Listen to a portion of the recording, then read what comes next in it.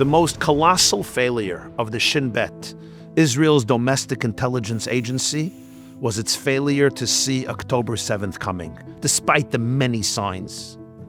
A result of hubris and arrogance and a lack of understanding caused disaster. And a few weeks ago, Israel confirmed the appointment of a new head for the Shin Bet, Major General David Zini. David is the oldest of 10 children. His parents are Rabbi Yosef and Penina Zini. Rabbi Yosef Zini is the rabbi of Ashdod. David himself is a yeshiva graduate, a Torah-observant Jew, and a father to his own 11 children. At the IDF retirement ceremony of his son, as he was entering the Shin Bet, Rabbi Yosef Zini shared the following remarkable story with a message to his son.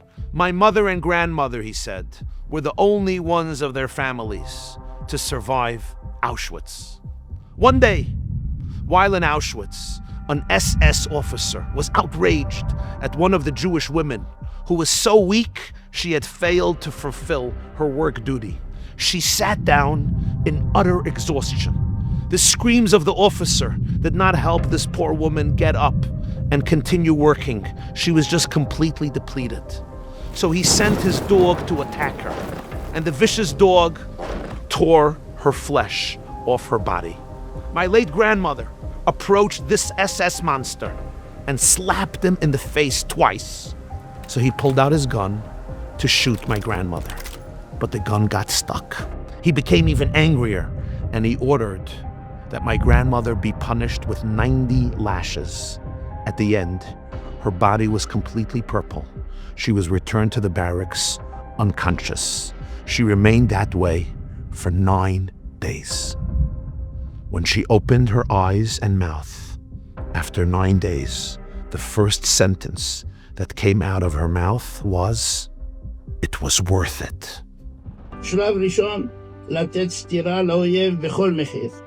שלב שני, לכבד את דתנו ואת אמונתנו. At the end of the war, the two of them, my mother and grandmother, were sent with 2,000 Jewish women on a 650-kilometer death march in the snow, which ended in Innsbruck, Austria. Only 200 women survived the march. When they arrived there, the American soldiers were frightened by these skeletons. They seemed like dead spirits or walking ghosts. In their fear, the soldiers called their priests. The priests approached the women and said, "Are you aliens?" And they said, "No, we're Jewish." That's when the priests went and called the rabbis of the Allied forces who liberated Europe. One of these rabbis was my late father, Rabbi Zini said. He was a chaplain, and when he saw the frightening spectacle, he said to his Jewish friends, "This is what is left of the people of Israel. This is what we're going to do. Each of us is going to take one of these girls as a wife, and we will rebuild our people from the ashes." And so my father married my mother, Rachel, a skeleton from Auschwitz, and I, Yosef Zini, was born. And thank God, smack in the middle of the Yom Kippur War in 1973, our oldest son, David, was born, together with his twin sister, when there was no electricity in Jerusalem and 16 inches of snow. Rabbi Yosef Zini continued, "To be a Jew is to take a long breath, knowing that from every crisis, we rise higher and higher. My mother used to say that the two most beautiful days in her life were the day that she was liberated from Auschwitz and the day when she saw her grandson David become a general in the IDF. When his grandmother slapped that SS monster twice in the face, she did not think she would ever survive. She came as close as can be to the brush of death. But she could not stand by idly as a Jewish woman was being torn to pieces by an SS dog.